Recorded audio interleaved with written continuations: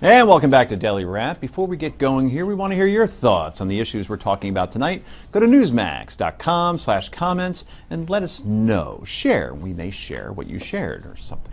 Well, 2016 hopeful Ben Carson is raising a few eyebrows after he said he'd set up a department to spy on government workers in an effort to improve efficiencies. Thinking very seriously about doing is adding a covert division of people who look like people in this room, who monitor what government people do. And we make it possible to fire government people. Now, to Mr. Carson's point, a recent government report found it may take more than a year to fire a government worker. Is this what it would take to improve efficiencies in government, Mr. Unger? You know, the amazing thing about Ben Carson is he will occasionally make a good point and find the worst possible way to make it. He's done this over and over and over again. It's true, it does take a long time to fire government workers, and I do think that should be fixed.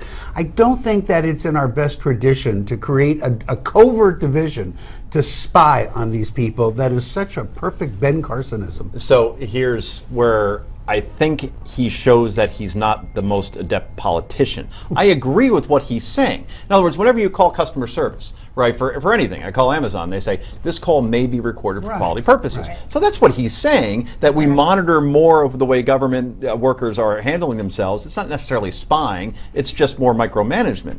And that's what he should have said, but he didn't, and now this is the headline that you see. Well, here's the issue. So he should be the Surgeon General of the United States, not the president. And I love Ben Carson. I've heard him speak in person. He's an amazing man. He's phenomenal, but he's not presidential material.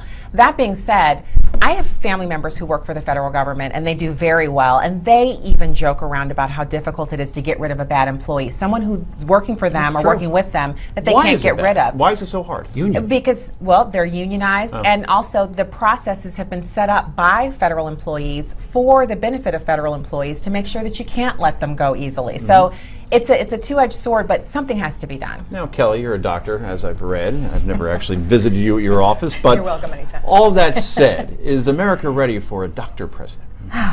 Well, you know, I was very hopeful, and I do like Ben Carson a lot as a person, and I do agree with that, actually. I think he'd make a really good Surgeon General. He doesn't have much experience, and that is a factor. I am still a supporter. I don't know if he's the frontliner right now. He's up there. But back to this whole, spying on government workers. The critics have certainly blown this way out of proportion, and I agree with you, Joe. I think that if you just worded it a little differently, he wouldn't be taking this much heat. The problem is he does it all the time. He says the most outrageous things. He is a very smart man. We all know this, and I agree with you. I've interviewed Ben Carson. He is a nice, decent guy, but at a point, you can't say these offensive, ridiculous things and expect people to want you to be the president. So. Okay. Well, speaking of interesting people, turning to international affairs, Russian President Vladimir Putin kept the Pope waiting for more than an hour at the Vatican. A spokesman for Putin says talks in Milan went a little longer than expected, and that the motorcade moved slowly through Milan and Rome, blah, blah, blah. Anyway, is there a pattern? Because Putin was also late to his first meeting with the Pope in 2013. And this is the guy, you have to remember, that stole Bob Kraft's 2004 Super Bowl ring right from under his nose when they met as well. That took some serious brass. So, let's discuss this. Ms. Powers, late for the Pope, does this guarantee he will be pushing a boulder for eternity in hell? I have one word: ego. Okay, so I'm one of those people that may be 5 minutes perpetually late. Fine, I'll admit that on TV. However, I'm not a world leader, and I'm not a religious leader. And when a world leader and a religious leader get together, you really should be there on time. She makes a point. Stacey? I mean, I really don't have a comment about this. People run late all the time. It's not like a strange thing to have someone have something happen. Maybe he had to run to the bathroom. Maybe he couldn't make it. Well, let's not talk about that. People I'm just about to have saying, dinner. These are real possibilities. He kept John Kerry waiting once 3 hours, not too long ago. Who did? Putin did. Oh, Putin did. Yeah. Well, that was also, on it's purpose. Putin.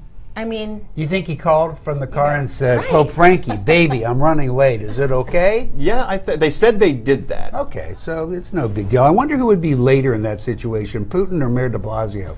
I'm going to go with de Blasio on that one, actually.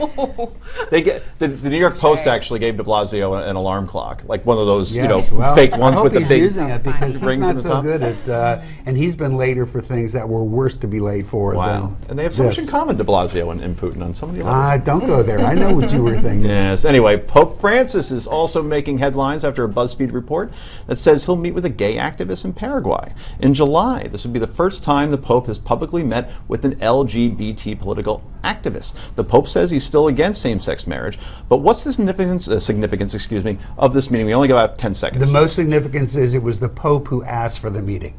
And very cool. Good for you, Pope Frankie. I love this guy. All right. Well, when you call somebody Pope Frankie, I love obviously this guy. that is a term of affection. It No is. question God, we're out of about it. time. From the Jewish guy in the Oh, panel, my no less. goodness. So, coming up next, it's potluck time. Well, solo potluck. This is the Daily Wrap. Do not go anywhere.